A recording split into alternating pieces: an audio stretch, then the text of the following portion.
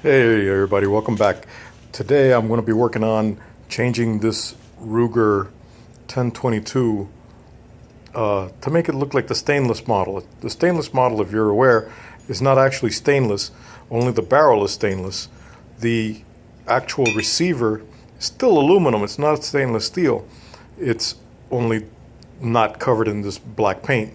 Now earlier I had cleaned out the inside of this receiver just to make it run smoother and easier to, pull the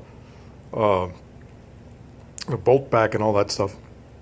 But I really just want to take all the color off it today, and I've done that because I went ahead and I bought a CNC aluminum trigger housing and a stainless barrel and the original style aluminum front barrel band.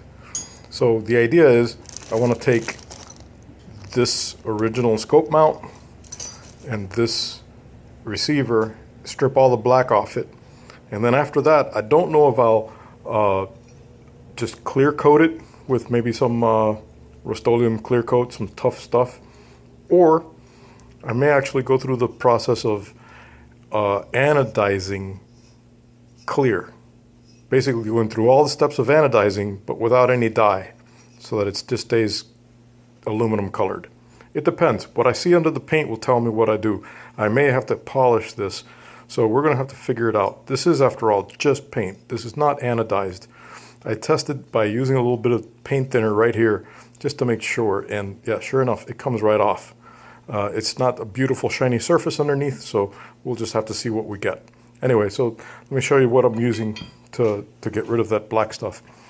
All right, so basically I got this metal tray, and it's very convenient because it holds things really well. I don't want to fill this entire tray with solvent, but I can use aluminum foil, make a smaller sub tray in there like that.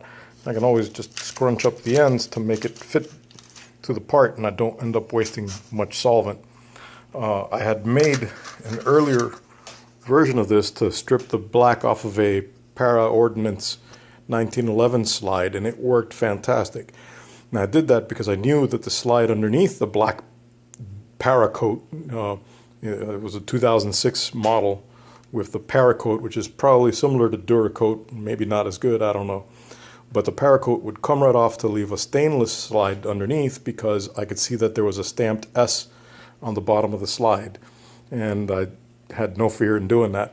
If you have an old 1911 from Para that has a S stamped on the inside of the slide, it's also stainless even if it's painted black.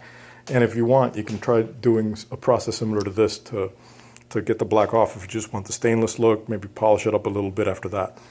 Anyway, so I made the tray. As you can see, inside there's aluminum foil. On the outside there's aluminum flashing.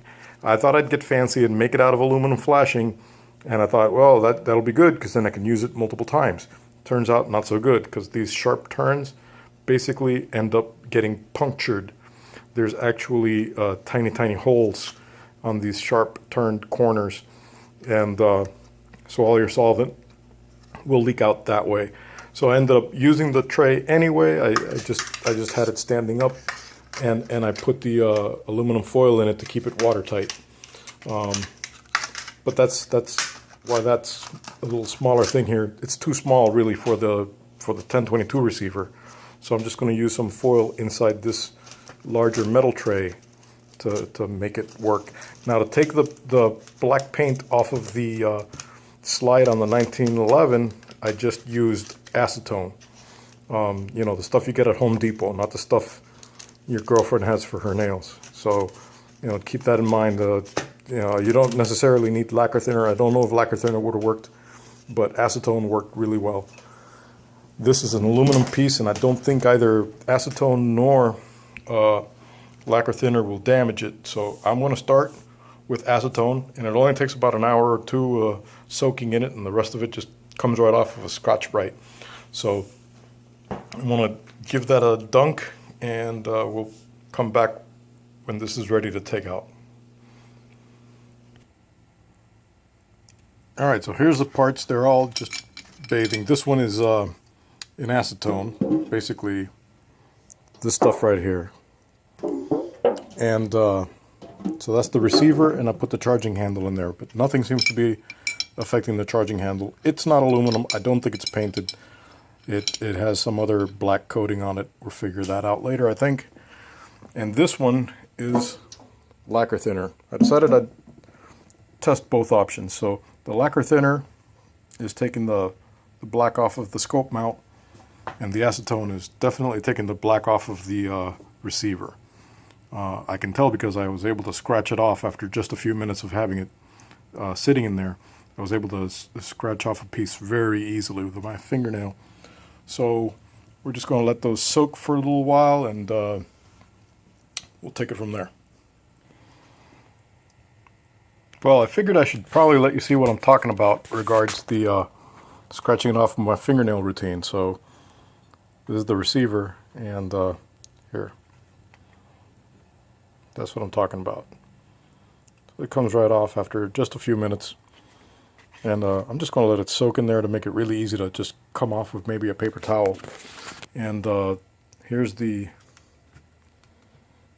scope mount. I don't think you can see much there. This one's in lacquer thinner. But see, it comes right off too. So either one should work. I just wanted to make sure if I'm going to say it, I'm going to make sure that it really does. So what I do for you guys. Charging handle though, that's a different story. That is some tough stuff on there. That is not coming off.